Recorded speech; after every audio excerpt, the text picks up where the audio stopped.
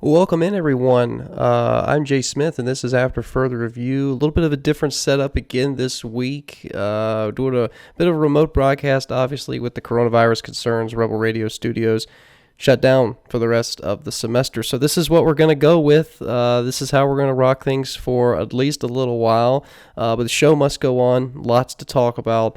And, college football is coming. I mean, let's just hope that by the summer and starting to get into the fall, that all these coronavirus cancellations don't affect college football too much. We've seen it really have a drastic impact on spring and winter sports, obviously, now with the cancellation of all events, practices, championships through the rest of the season for those sports. So really tough, especially for the seniors. But nice to see. I saw last week that the NCAA they had considered, I think, passed a resolution that was going to allow seniors on those teams to be able to get a year of eligibility back, which is a good move by the NCAA. But we're here to talk about college football. Specifically, we're going to go over some of the picks that were sent to me by some AFR listeners, people who tune into the show and they have their own perspectives and opinions. And we're definitely going to go over a lot of what they had to say. One particular listener, Jack McLaughlin, who I'm sure some of you all know. Jack has been on the show a handful of times back in the Tiger Vision days, and he even came on a little while, or a few episodes, I believe, when we were over at WCCP 105.5 The Roar, and he's got some hot takes. So we're going to go through Jack's hot takes. We're going to see whether or not they measure up and whether or not it could happen. So we're going to dive into it. And, first off, his big question was Oregon's football, Oregon's chance of making the playoff next year, because, I think Jack is similar to he takes after my perspective of, the schedule matters. You got to look at the tough games. You got to look at the home games. You got to look at the road games. And there's a lot of moving pieces there. I mean, yes, guys that are returning are important, right? Who you've got coaching staff-wise, consistency there is important. But the schedule plays a pivotal role. And one of the points that he made was that all the tough games for Oregon this coming year are at home. And when you look at Oregon's schedule, this is a team that went 12-2 last season, first in the Pac-12 North, obviously was in that Pac-12 championship game and did a number on Utah, right? I mean, this was something that I personally didn't see coming. I thought Utah was going to prevail. I thought they were poised for a pretty solid chance of staking a claim at, contending for a college football playoff berth, and it didn't happen for the Utes. So Oregon is a team that we've seen them make the championships before. I believe the most recent, because they've had a couple brushes with national championships. The one that lingers in my mind is the Auburn game, which I want to say is their most recent national championship appearance. But it's still, they've had their moments in the limelight, but they're still searching for that season that puts them over the hump, right? They're searching for kind of that marquee season where they can look back and point to that and say, this is the moment where we went from being a consistently good program to a consistently great program. And look, under Chip Kelly, not only did they basically reinvent the wheel with their offensive scheming, but they did, so many things well across the board with recruiting, and obviously their partnership with Nike had a lot to do with their ability to bring in recruits. And yes, 2010 was obviously when Cam Newton was at Auburn, was Oregon's appearance in the national championship game against Auburn. And I'm looking here, though, at their bowl record. And 2011, Chip Kelly got them to 12-2 overall. They were 8-1 in the conference. They won the Rose Bowl. 2012, they were 12-1. Won 8-1 in the conference. Won the Fiesta Bowl. The year after that was when Helfrich took over. Had them winning the Alamo Bowl. They, in 2014, won the Rose Bowl and then lost in the CFP, I believe the inaugural CFP National Championship game. So, they've had now 2 appearances in the last decade in National Championship games. Come up empty-handed both times. But look, 2019 was a great year for them. Capped off a great 12-win season with a Rose Bowl victory. And you've really got to feel good. If you're an Oregon Duck, there was a few years where I personally didn't think that Helfrich was the right guy to kind of lead the helm after Chip Kelly left. And I think Mario Cristobal is I think he is doing a great job at Oregon, and I really think he's going to, if he can kind of continue the recruiting that he's been doing and just kind of maintaining that culture in Oregon, you're gonna see him in a lot of Rose Bowl games, and you could see him in a handful of college football playoff games. Now, the biggest question for Oregon, right, and it's really for any team that's not SEC or even Clemson, is can you, or Ohio State, but can you do something in the college football playoff, right? Because we've seen teams like Washington, play Alabama, and then just get destroyed. We've seen teams like Oklahoma play LSU, and they just get destroyed. So it's one thing to make a playoff. It's another thing to compete in the playoff. And Oregon this coming season, has got to feel good about their chances, right? They've got to feel good because they know, to Jack's point, a lot of these trickier games are at home for them. And, they do have some away games that could test them. I mean, it's not a clean slate. It's not a clean sweep. There's a few that I would circle, and I would be like, that this could cause an issue or two. And we also you have to remember too, this college football, right? There's so many variables. There's week in, week out basis. You just never know what could happen. And so it's sometimes hard to sit here and look at a game and say, well, they certainly should win that game, right, by multiple possessions. But it's the nature of the beast. The beautiful, fickle thing that college football can be. Looking at their schedule, though, let's go ahead and dive into that. Oregon's going to start out September 5th against North Dakota State. Hey, what did I just say? I mean, right, because this is a team that is, a powerhouse in their respective division, but shouldn't cause much concern for the Ducks. But it's week 1, and Oregon's going to have a target on their back, just like any big program that pays a school, like North Dakota State, to come play. It's not a game that Oregon really should just take lightly. I mean, North Dakota State is a trap game. It is. I mean, this is a team that this is what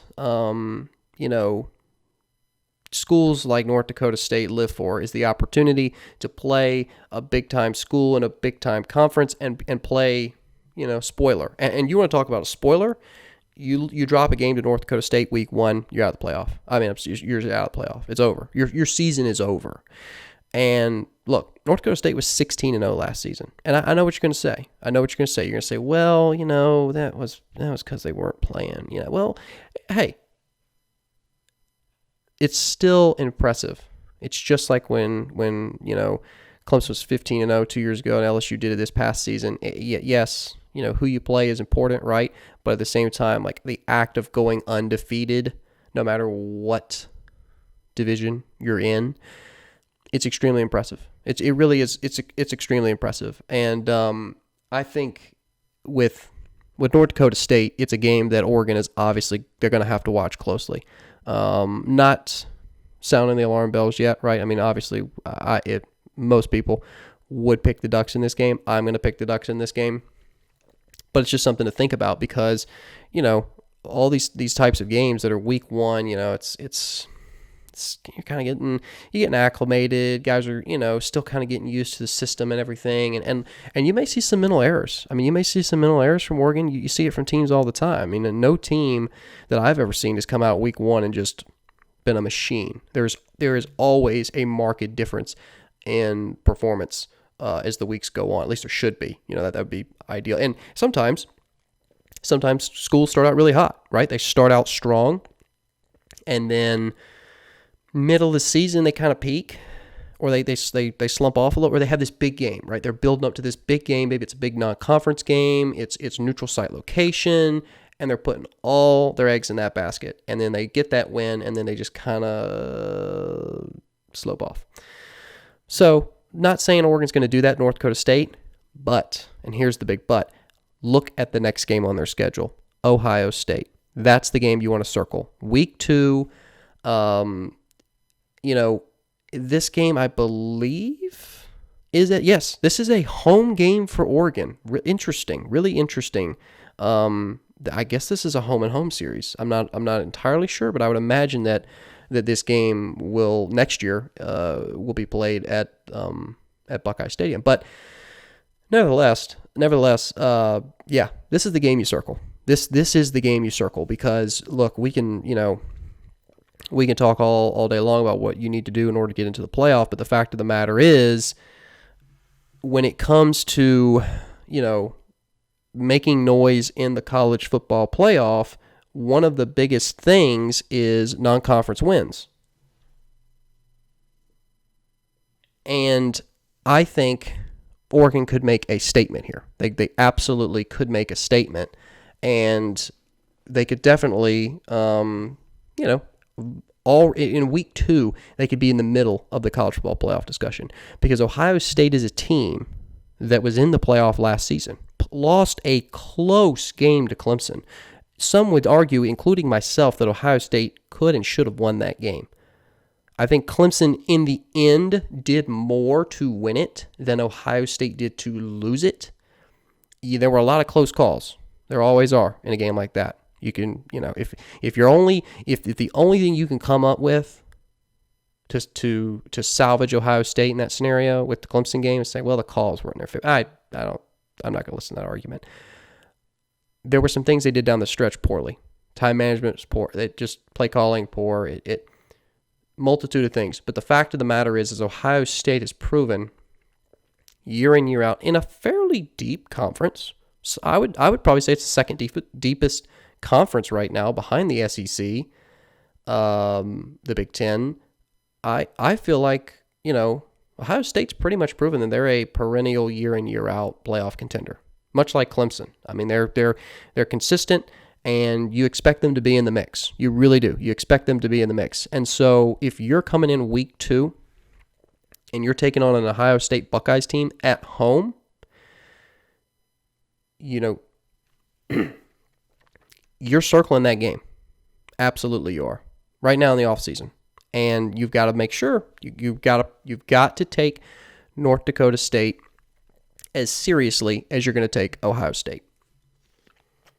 Because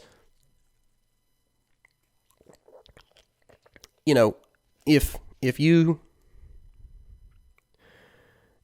don't take every game week by week like it's the biggest game of your season, to echo Dabo's sentiment, you've probably already lost at least one or two. And so, I think there's a lot to dissect when it comes to this Ohio State-Oregon game, and obviously we're going to get into a little bit of stuff with the Buckeyes because, look, Ohio State's going to have a chip on their shoulder, right? They're going to show up to practice, assuming we can have practice. I don't know what the situation with that is, but when the coronavirus finally works its way out, hopefully relatively soon, Ohio State's going to show up. They're going to have a chip on their shoulder. and they're going to be hungry, and they're probably going to be a little bit ticked because of the way that last season ended for them. And, you do have guys like J.K. Dobbins, right? Ohio State's second leading rusher all time, announcing at the end of last season he did that he's going to go ahead and go into the NFL. Guy's only behind Archie Griffin at Ohio State. I mean, he rushed for over 4,400 yards, averaged 6.2 yards per carry, and ran for 38 touchdowns in his 3 seasons as a Buckeye. And he also caught 71 passes for 645 yards with 5 touchdowns. So, and then you look at what he did in 2019, right? I mean, rushed for a school record. This is a school that has Archie Griffin, school record. J.K. Dobbins did 2,003 yards and 21 touchdowns. So J.K. Dobbins, 2,003 yards, 21 touchdowns in 2019, which second in yards, third for touchdowns in the NCAA last season.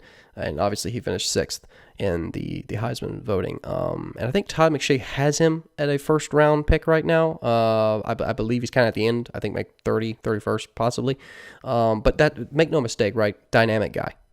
Completely, and Clemson saw it firsthand. I mean, they couldn't stop him. I mean, he's a beast.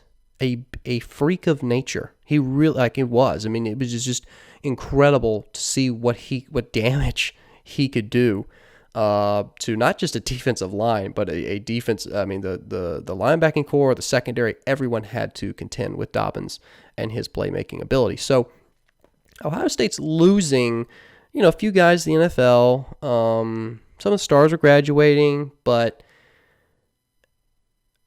I really feel like, Justin Fields in command now at Ohio State, getting more acclimated to that system. I'm going to compare him to Clemson. Okay, I'm going to compare him to a Clemson team of 2015. Clemson makes the championship for the first time with Dabo Swinney as head coach. Deshaun Watson is there his junior year, and they lose.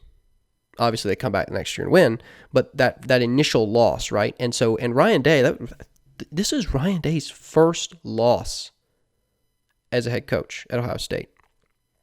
People don't talk about that because Ohio State wasn't in the championship, and Clemson and LSU were undefeated, and obviously LSU went 15-0, and Joe Burrow, and Ryan Day's only lost 1 game.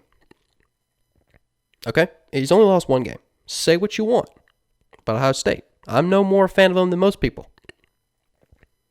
But he's only lost 1 game. And I know for a fact he's a good coach, and he's going to have his guys fired up. He's going to have them ready. And so Oregon has got to figure things out fast. I mean, fast. Because Ohio State's one of those few teams where it doesn't matter as much where the game is played. It matters. Don't let anybody ever tell you that it doesn't matter where the game is played. It matters. But Ohio State's one of those few schools that can go in almost anywhere and make it a game. And they can make it a game at Oregon week 2. And Oregon has got to break in a new quarterback, right? So there's a few more unknowns on the Oregon side of the ball than there are for Ohio State. But look, make no mistake right now. Ohio State-Oregon week 2 is going to be one of the biggest games of September. 100% one of the biggest games of September, because this is going to give each team an opportunity to make their case early for a college football playoff bid. It's going to be a marquee non-conference win. I don't care who wins the game, but they're going to be able to use that for their advantage. So that means that if Oregon wins, Ohio State's not going to tank. They're going to be fine, win 9-10 games. If Ohio State wins, Oregon's going to be fine. I expect them to win 9 or 10 games. It's going to be mutual. It's going to be beneficial for either team. Whoever wins, it'll be beneficial. Interesting little nugget here. Ohio State's 9-0 all time against Oregon. They've beat them in the Rose Bowl twice, and then in the inaugural college football playoff national championship game.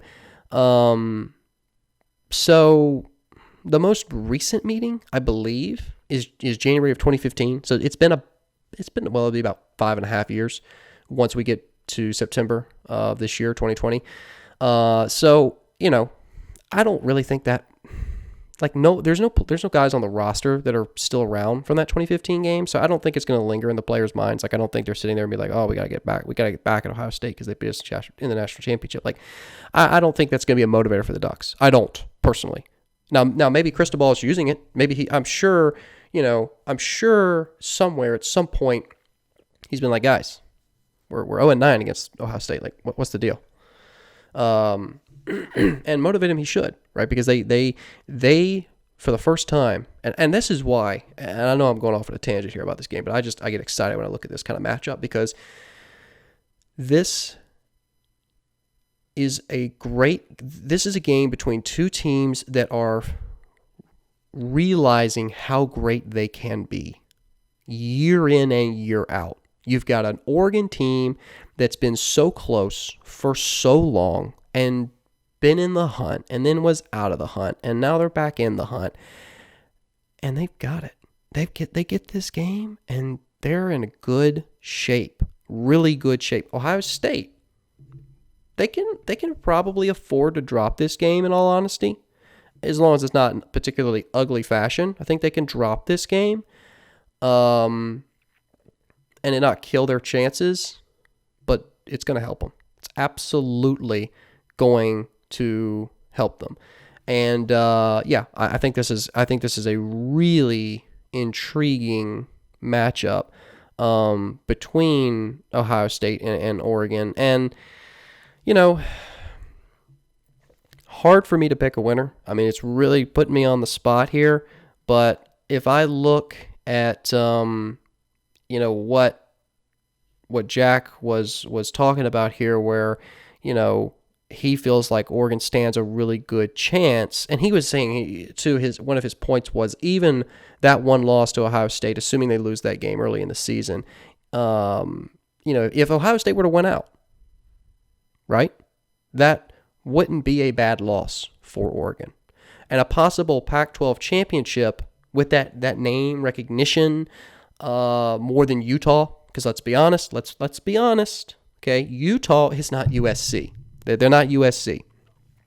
They're not Oregon. They're not Stanford. They're Utah. Utah has to build. They're not Washington even. They got to build.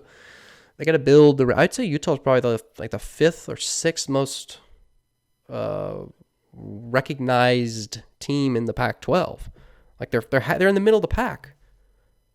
I mean, people have heard of Oregon and Washington and USC and UCLA and Stanford. I mean, those, and so Utah has to establish that, right? And so to Jack's point, which I think is a good point, I think it's completely valid. I think even if they lose that game to Ohio State, it hurts their chances, certainly. Any loss would. But Ohio State has proven they are consistent at winning big games, and the odds of them going undefeated are pretty daggum close, are high, and that's a good loss for Oregon. And to be a Pac-12 champ with one non-conference loss, maybe it was close. I think, if things shake up, right, if the SEC doesn't, if it cannibalizes itself like it always seems to do, then you might have the conversation of, okay, well, we could squeak in a one-loss Pac-12 champ. Do I think that this Oregon team will be more competitive than the Oklahomas and the Washingtons before it? I certainly hope so. No way of knowing. Hard to say, but that is what I'd like to see happen. I'd like to see a competitive semifinal game. I feel like it's, besides the Clemson-Ohio State one, I feel like they've really all kind of been boring. So that I'm going to leave it at that with the Ohio State-Oregon game. I feel like Ohio State right now has more answers than questions. Oregon has just a few more questions than answers. So I will give the nod to the Buckeyes. I think this is a phenomenal game. I think if you're going to watch a game in September, watch this game. I think it's going to be great. I think it's going to be full of fireworks. It's at Autzon's Stadium. I don't know exactly how to say it, but it's in the zoo. I think they call it the zoo. And one of the loudest stadiums in the country. And it's going to be a phenomenal game. It's going, I think, to be one of the best games of the 2020 season, no doubt. But let's move on. Start looking at the rest of the Ducks' schedule. They've got Hawaii at home, so go a pretty long stretch at home, weeks 1 through 3. They don't go on the road until September 26th. This Hawaii game is, it's tricky, right? It's tricky. It's the week after a big game, like playoff kind of game. And look, Hawaii was 10-5 last year. All right, they're in the Mountain West now, and they were first in their finished first in their division. They were 5-3, tied San Diego State, who also went 5-3 in the division last season, but finished 10-5 overall. And they've got Cole McDonald, a quarterback, guy for 4,100 yards last season. Miles Reed, I believe, is coming back at running back. He had just over 900 yards rushing on 174 carries with 8 touchdowns. And then JoJo Ward, a wide receiver, has got about 1,100 yards receiving on 65 catches with 11 TDs. So, what's really interesting, though, when you look at Hawaii from last season, is they averaged 337 yards passing a game. That's fifth in the country. They only averaged 133 rushing yards. That's 100, so not great.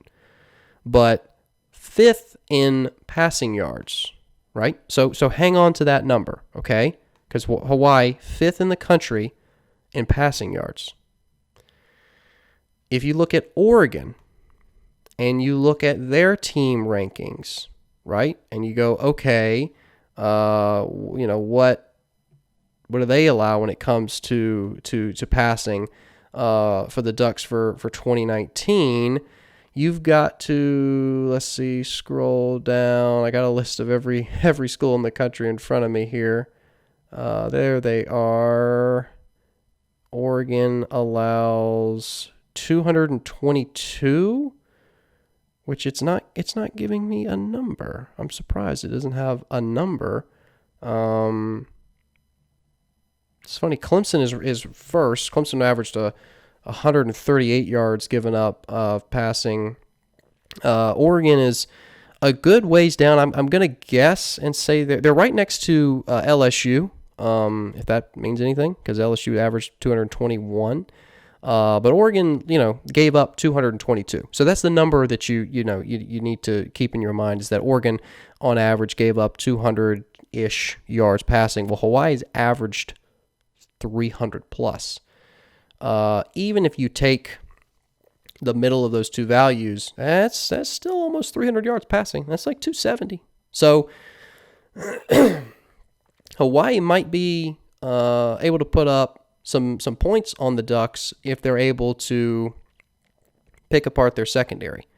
And Oregon's secondary isn't exactly the strongest unit they have out on the field. And so, it's a game that obviously Oregon should be favored. I'd expect Oregon to win, but at the same time, you'd be remiss to not at least say, well, okay, they may have some issues here, because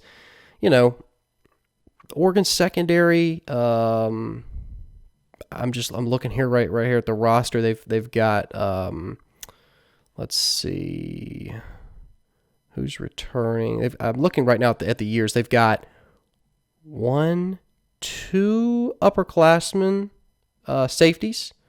One is Brady Breeze. He's a junior. And one is Nick Pickett, who is also a junior. You've got 2 senior cornerbacks, and everybody else is an underclassman. Everyone else is underclassmen. So, those are not great roster numbers for the Ducks, especially when it comes to going up against a prolific passing offense. And I think you could see Hawaii take advantage of that. I would expect to see Hawaii take advantage of that.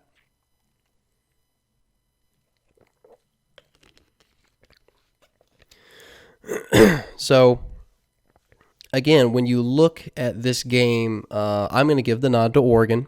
I think that's the sensible thing to do, but I still like to break down all the different aspects of what you could see. And I think a big picture perspective is sometimes needed because, look, it's a game Oregon should win. This game Oregon should win by probably, 17, 21 points. But it could be closer. It could be an interesting fourth quarter game because Oregon will have been coming off of a huge game against Ohio State. That could either be a really good thing or a really bad thing. Oregon could be super psyched that they just won a big game, or they could be kind of deflated. And here's why this game matters so much. Both the North Dakota State and this game against Hawaii. If you only focus on Ohio State, that week 2 matchup with the college football playoff looming above it, and you slip up against the North Dakota State and Hawaii, all of a sudden, guess what doesn't matter? The Ohio State game. You have to live in the moment each and every week, and that's something that Mario Cristobal's got to be preaching to his guys. I know he is. I know Cristobal's talking to his guys about that. He's like, look, you've got to take care of business every single week, because if you don't take care of business on those, off weeks, for lack of a better term, because they're really not off weeks. I mean, these are good teams. That Ohio State game doesn't matter. Because if you beat Ohio State and you lose to Hawaii, you know what everybody's talking about now for the next 10 weeks? Oh, Oregon lost to Hawaii. They're not that good. It was a fluke. They beat Ohio State it was because it was on the road. That's why they beat Ohio State. Not because they're the better team, not because they're more poised for a playoff run, not because they had more answers. It's because that was a road game. If they turn around and lose to a game like Hawaii. So those 3 games right there are critical. Critical. You're going to know whether or not, I truly believe this, you're going to know whether or not Oregon is going to make it to the playoff by September 20th, because they play Hawaii on the 19th. I mean, I don't think it's an over-exaggeration. It's the first 3 weeks. You look at, every possible scenario, and yes, losing a game early in the season is usually more forgivable, but the fact still remains that there's so much at stake weeks 1 through 3 for Oregon that, if you lose one of those games, what do you... Now you're just hoping that something else goes wrong for another team. So, that's not to say that the rest of their schedule doesn't matter, because it does. It absolutely matters. Every week matters. But it's important to have perspective. And that's the perspective you need to have when you're looking at Oregon's schedule and their chances for a college football playoff. And the analysis for Oregon is, okay, you got the pieces in place. You got the coach. You got the talent. You got recruiting. All these things going your way now. Rose Bowl win last year. Like, you're on good footing. But if you slip up those first 3 games, better luck next year. And that's the way the playoff works, right? That's how it works. You lose a game like that, and it's almost an immediate what else can you do? Nevertheless, we're going to go through the rest of their schedule. May not take as long to diagnose and digest each game, but we're still going to do it. After that Hawaii game, the Ducks are going to go on the road. They're going to travel to Colorado.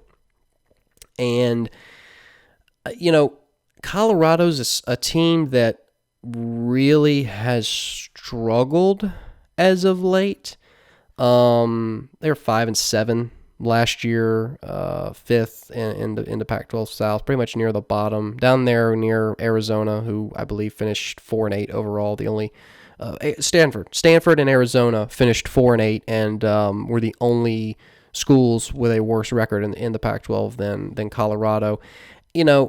And the Buffaloes have a few a few weapons.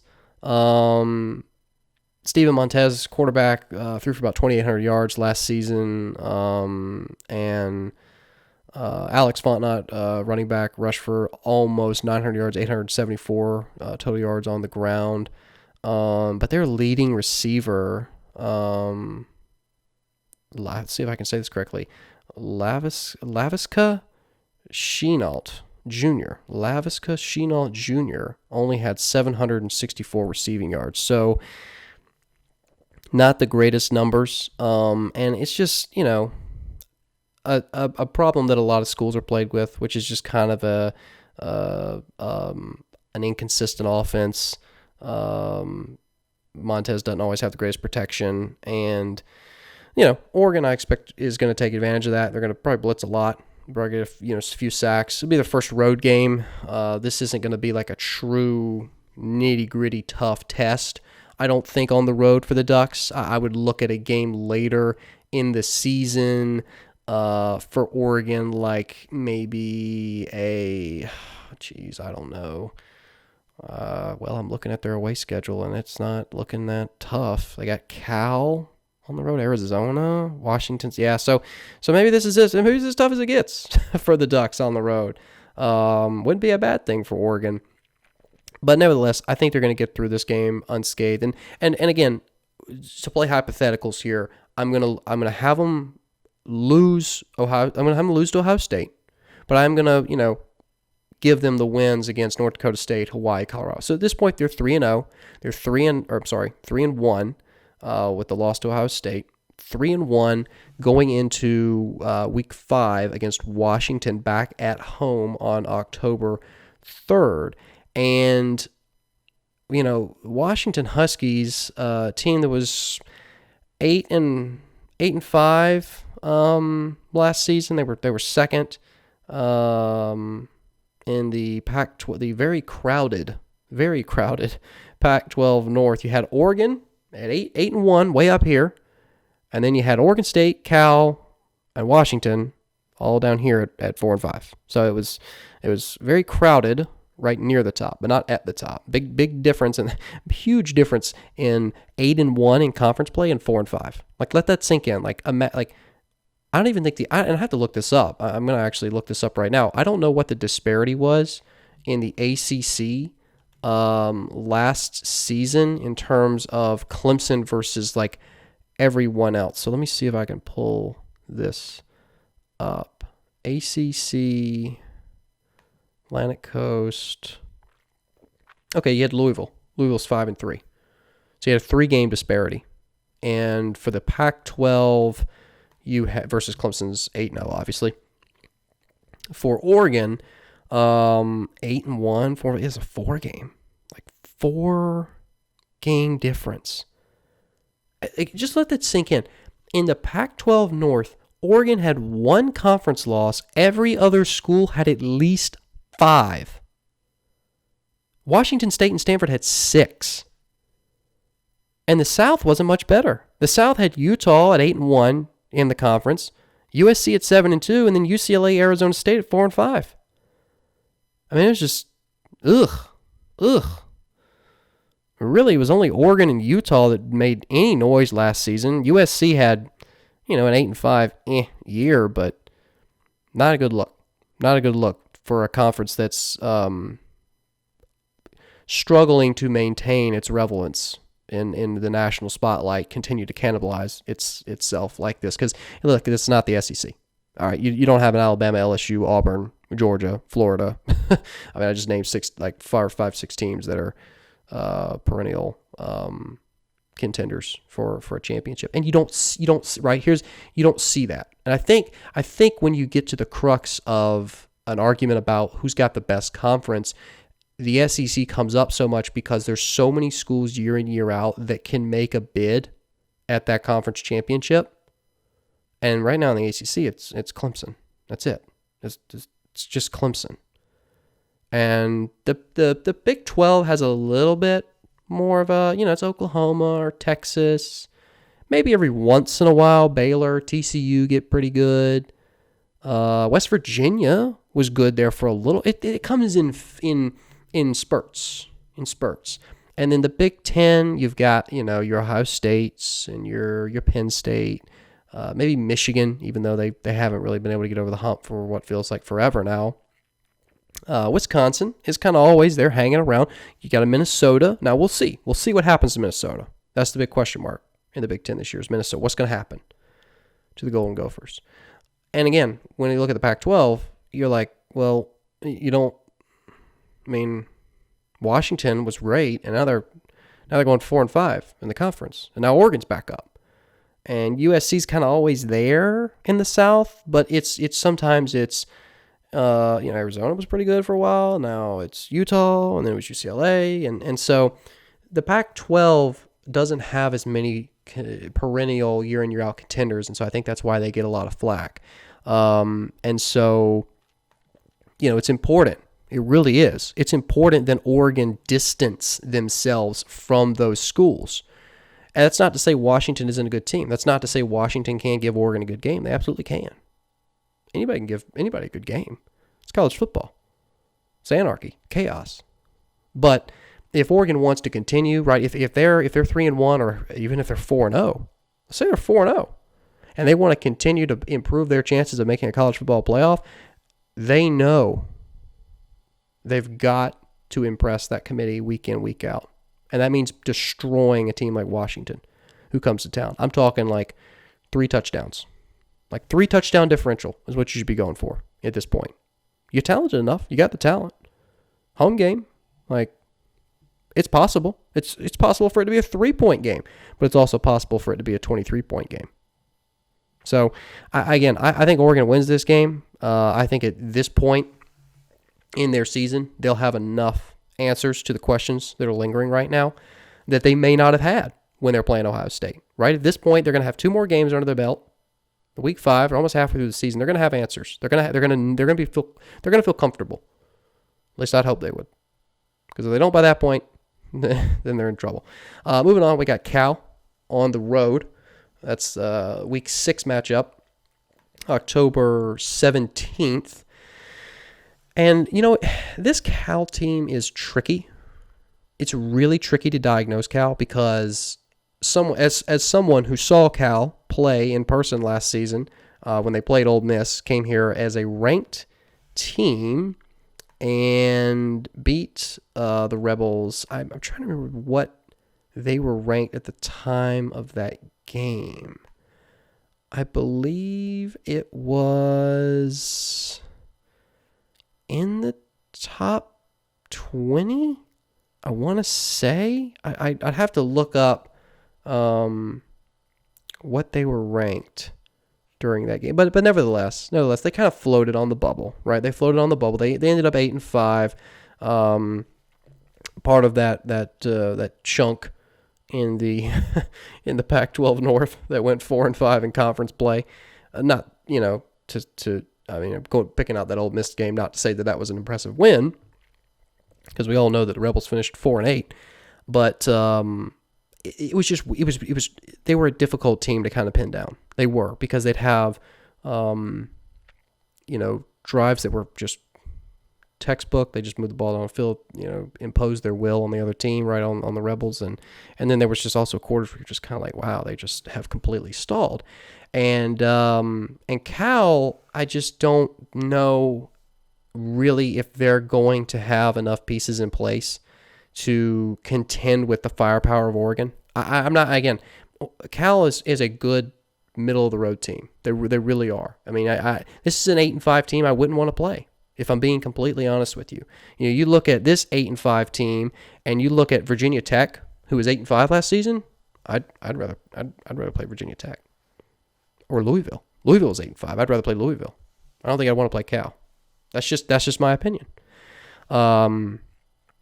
So, it's a good 8-5 team. I believe that. And the Golden Bears, they might make some noise within the Pac-12 North. I don't foresee them playing upset to Oregon. This game is at Cal, but I still would give the nod to the Ducks. I think they get it done. And at this point, I've got Oregon through week 6. I've got them 5-1. I got them 5-1 with that solo loss to Ohio State in week 2.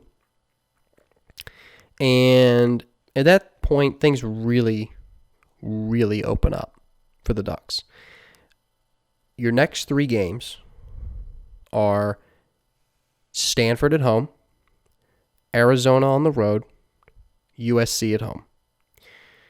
Now, Stanford, 4-8 last season. Arizona, 4-8 last season. I could spend 10 or 15 minutes digesting that game and going and breaking it down. But I said this last week when I was talking about LSU and specifically Florida, because the Florida LSU game, I think, is the marquee game on their schedule, the game that everybody really should be paying attention to.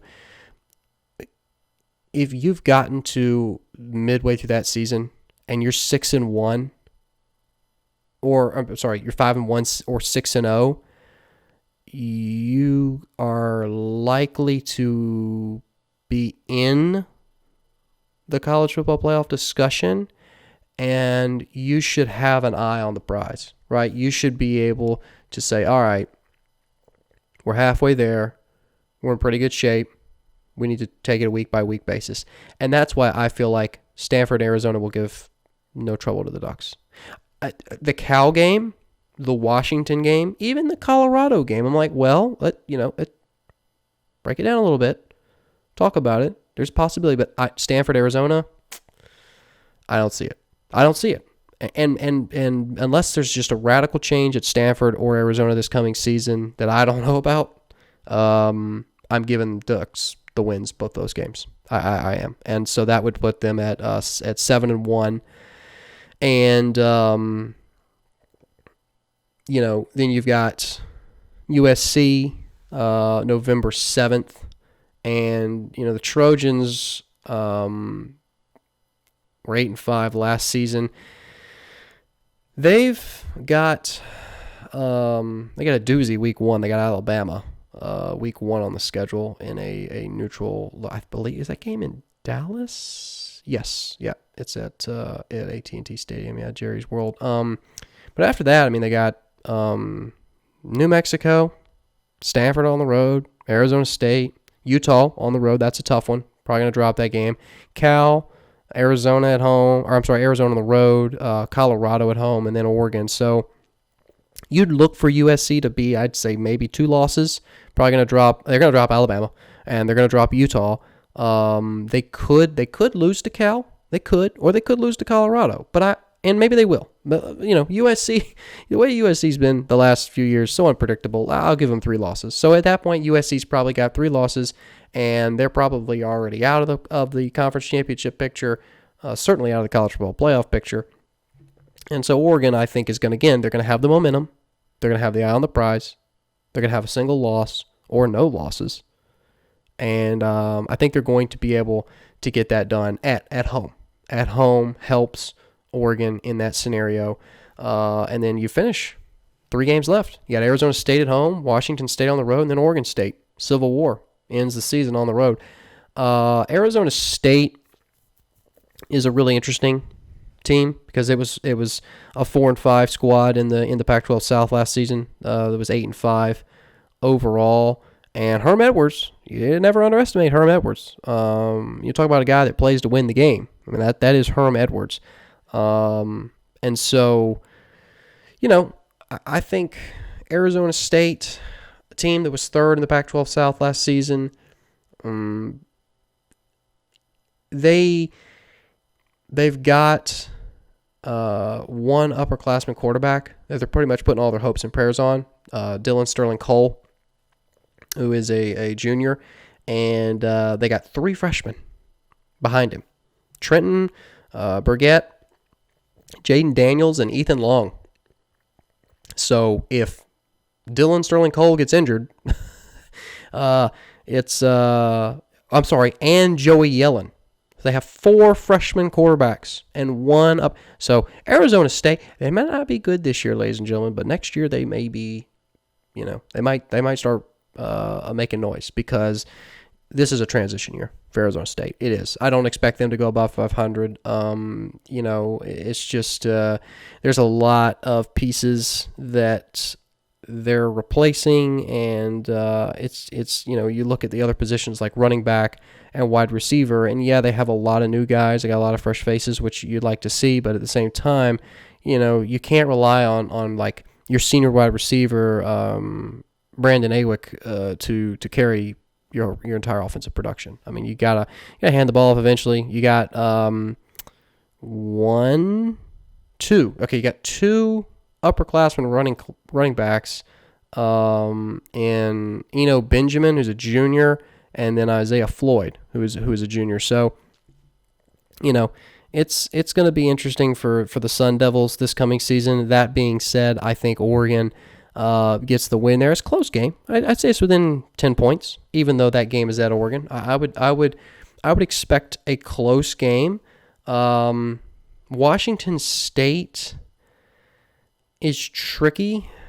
I used to know Washington State when Mike Leach was there, and they were a little bit predictable, even though everything about Mike Leach is unpredictable. But I can't really tell you what the Cougars are going to look like, to be honest, because, it's a new era up at Washington State, and it's going to be really difficult to kind of get a pulse on their program until, a few weeks into the season. So and this is a week 11 game, week 12 game. I mean, it's going to be really, really difficult to figure out where this team, kind of fits into that Pac-12 puzzle. But I feel like, Washington State, a team that, they were 6-7 last year. They were 5th in the Pac-12 North. They're going to cause maybe 1 or 2 upsets, games that we don't expect them to win, right? That's that kind of team that I think Washington State will be. They're going to win a couple that they probably shouldn't. But when it comes down to it, those games, like look at Auburn. Look at Auburn last season, right? I talked about Auburn last week. Auburn won those games that you would expect them to win, but when it came to those big games, like when Washington State's in that big game that matters, they're not going to get it done. And that's what Auburn couldn't do last season. Auburn couldn't do it. They had big, they did it against Alabama, but it didn't matter because they already lost the games that mattered. You got to beat LSU. I mean, you got to beat, those are those, every game matters. So I think Oregon gets it done against Washington State. And that at that point, you're going into your rivalry game, Civil War against Oregon State on the road, 10-1, 11-0 potentially. You've got to even worse case for Oregon, no more than 2 losses. Like 10-2 is worst case for Oregon this season. Where on this schedule? Ohio State, Cal on the road is tricky. Don't get me wrong, I'm not sleeping on North Dakota State, Hawaii, or Washington, but they should get it done. They should. I think Oregon should get that done. Even USC, I don't think should pose too much of a threat. So they close against Oregon State, who was dreadful a few years back, but they were 5-7, respectable 5-7. This past season finished second in the Pac-12. I'm trying to pull up their schedule. Last season they went 5-7. I'm sorry. Oh wait. Yep. Okay, here we go. 2018. 2018 is the season. 2-10. 2-10 was Oregon State in 2018. Now 2017 they were 1-11. So, and even 2016 they were 4-8. So big turnaround for the Beavers in 2019. and they didn't even go 500. So when I sit here and I evaluate Oregon State, it's hard to say that trend is going to continue to move upwards, because you look at their schedule and they have some tough games on there. They got Oklahoma State on the road to start. They go to Arizona State. They go at Washington. They host Cal. They play UCLA. They go to Utah. That's a tough slate. They're going to drop those. They're going to lose to Oklahoma State. They're going to lose to Utah. They're going to lose to Washington. They're probably going to lose to Cal. I think at UCLA may beat them. They're be 6-6, 5-7. They could be anywhere from 5-7 to 7-5 as Oregon State. It's a question mark. You don't know. It's like, well, we just hadn't seen enough. With that being said, I know enough about Oregon to pick Oregon in this game, and I think Oregon gets it done. Now it's a road game. It's a rivalry road game. So take the notes that are in front of me, just throw them away. Throw them away, shred them, because they don't matter. Because it's a rivalry road game, and it's college football. But gut instinct, I'd pick Oregon. And that would leave the Ducks at 11-win, 12-win regular season. Well, we'll say 11-1. And look, you've got to think when it comes to who they're going to face in the Pac-12. You would imagine. I'm not expecting a huge surge. I mean, Arizona, Colorado, no. Arizona State, I just don't see it. UCLA, not quite there. I mean, UCLA was 4-8 last season. They're 4-8 last season. The only two teams in the South that were even close were USC and Utah. I still am leaning towards Utah because USC is so...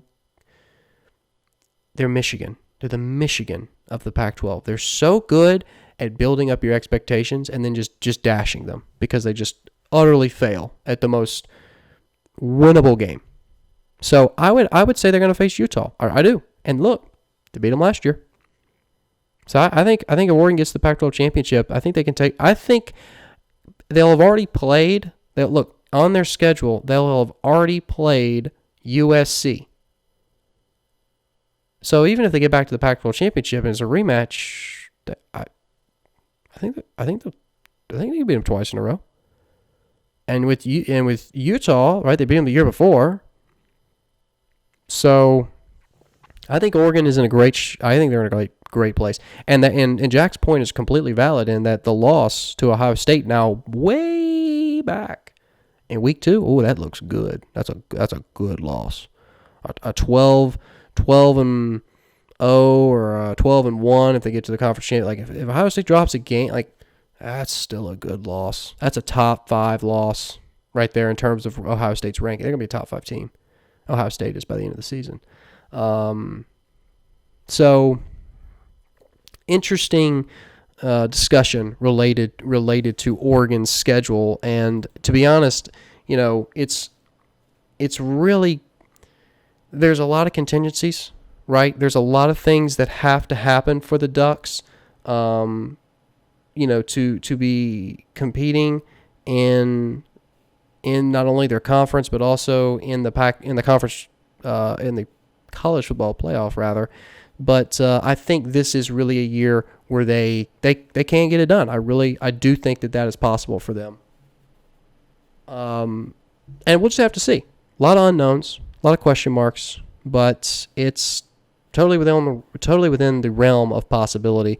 And I really do appreciate Jack sending that question to me and reaching out. And I had a lot of fun discussing it. I mean, that to me is what I love about the show, is when people, that listen, have questions, have comments, they want, hey, talk about this, or hey, what do you think Oregon's chances are for next year in the playoff? Like, send those questions in. Would love to hear from anybody. You can reach out to the show on Instagram, Twitter, and Facebook. We're on all 3 at After Review Show. Also on iTunes now, Spotify podcast. So check us out there. After Further Review, search for that on iTunes, or Spotify, and you can subscribe to our podcast on iTunes and listen to us there, download us, and listen to us on the go.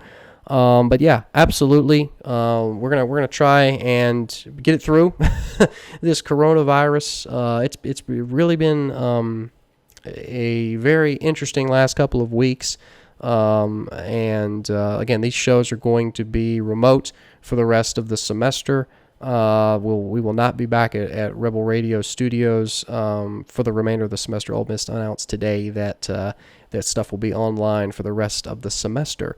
So, with all that being said, hey, it was a lot of fun bringing you this edition of After Further Review. I enjoyed it immensely, and again, a huge thank you to Jack McLaughlin, who reached out with that Oregon question, and looking forward to doing many more shows in the future about this kind of stuff. We're going to have a lot to preview in the coming months, so stay tuned for that.